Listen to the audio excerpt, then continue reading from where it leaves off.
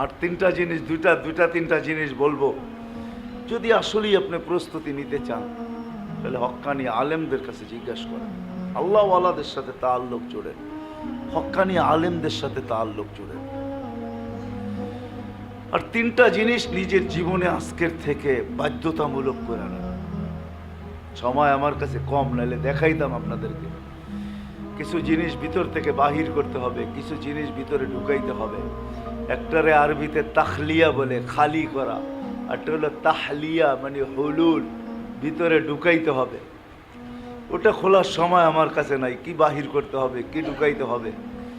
কমসে কম এতটুক করি আজকের থেকে সবাই, তিনটা জিনিসকে লাজেমি বানায় আনি। একটা হলো যত সাধ্য, যত আমরা কাজ করি বটে, কিন্তু আমাদের মুখ ওই কাজ করে না যে কাজ হাত করে। মুখটা খালিই থাকে সব সময়। হ্যাঁ, এই জন্য মুখের কাজ তিনটা। কাসরতে ইস্তেগফার, যত দুরূদ ইস্তেগফার পড়া যায়, যত ইস্তেগফার। আল্লাহওয়ালারা এটার হদ বলছেন কমসে কম 1000 বার, কমসে কম 1000 বার, কমসে কম 1000 বার কাসরতে ইস্তেগফার। শুধু আস্তাগফিরুল্লাহ বললেও চলবে, আস্তাগফিরুল্লাহ। আরবি পারি না, বাংলায় বলি আল্লাহ মাফ করা দেন, আল্লাহ মাফ করা দেন, আল্লাহ মাফ করা দেন, আল্লাহ মাফ করা দেন, আল্লাহ মাফ করা দেন। 1000 বার বলি আল্লাহ মাফ করা দেন। যারা কাসরতে ইস্তেগফার পড়ে, কিতাবওয়ালারা লেখছে, এদেরকে সতর্ক করছে, তোমরা কারোর জন্য বদদোয়া করো না। এদেরকে নিষেধ করছে, বদদোয়া করো না। কেননা তুমি বদদোয়া করতে দেরি, লাগতে দেরি হবে না। কেননা আল্লাহর ওয়াদা।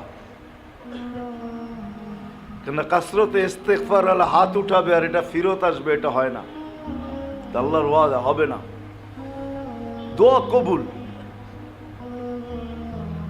আর আরেকটা বড় ফায়দা হইল, কাসরতে ইস্তেগফার ওয়ালাকে আল্লাহ কখনো ক্লান্ত করবে না।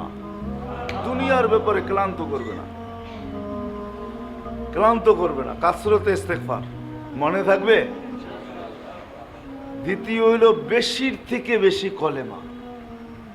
মাঝে মাঝে শুধু লা ইলাহা ইল্লাল্লাহ, মাঝে মাঝে মুহাম্মাদুর রাসূলুল্লাহ সাল্লাল্লাহু আলাইহি ওয়াসাল্লাম। 100 বারে একবার বললেও চলবে। এটা বেশি বেশি কলেমা। হ্যাঁ, বেশি বেশি কলেমা। আর তৃতীয় হলো বেশি বেশি দুরূদ। আল্লাহুম্মা সাল্লি আলা মুহাম্মদ, এতটুকুই পড়ে। ওয়া আলিহি ওয়া বারাকা ওয়া সাল্লাম পড়তে পারলে আরো ভালো। দুরূদ পড়েন, বেশি বেশি দুরূদ, বেশি বেশি দুরূদ পড়ি। যত বেশি দুরূদ পড়ব, যত বেশি দুরূদ। আমি একটু আগেই বলতেছিলাম, আল্লাহ বড় সহজ করছেন। সহজ সহজ সহজ সহজ সহজ না করলে আল্লাহ আমাদের দিলের জ্বালা বুঝাইতেন না। আপনার একটা উদাহরণ দিয়া বুঝাই। কি সবাই কি হজমরার সমর্থ রাখে? হ্যাঁ, দিলে জ্বালা আছে না নাই? হ্যাঁ, জ্বালা বোঝেন কি? মক্কা মদিনা যাওয়ার জ্বালা, ঠিক না? হজমরার জ্বালা আছে না ভিতরে, কিন্তু মাল তো নাই। হ্যাঁ, কি এই জন্য কবি বানাই ফেলছেন কবিতা। আল্লাহ বাংলাদেশে গরিব কেন বানাইলা, মক্কা মদিনা দূর কেন করলা? যদি এটা উর্দুতে আর কি, আমি বাংলা তর্জমা করলাম।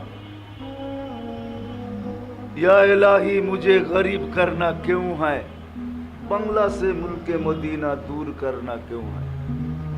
অভিযোগ করতেছে, আল্লাহ আমারে গরিব কেন বানাইলা? গরিব না বানাইতা, মক্কা মদিনা কাছে কইরা দিতা তো পায়ে হেঁটে যেতাম। এটা তো বানাইছ, রাখছো বহুত দূরে, এটা কেন করলা? তাহলে কেমন জ্বালা ভিতরে, নাহলে কবিতা লিখবে তো লিখবে কেন? কবির বুকের জ্বালাই কিন্তু কবিতা হইয়া বাইরে, ঠিক না? হ্যাঁ, আমাদের বুকে জ্বালা তো আছে, কিন্তু আল্লাহ কত সহজ করছেন দেখেন। জ্বালা মিটানোর জন্য ফজর নামাজের পরে বসা থাইকো, 2 রাকাত পড়তে পড়তে দেরি, তোমার জ্বালা মেটাইতে দেরি করবো না। জ্বালা কি মিটাবেন? হজ উমরার সওয়াব দিমু।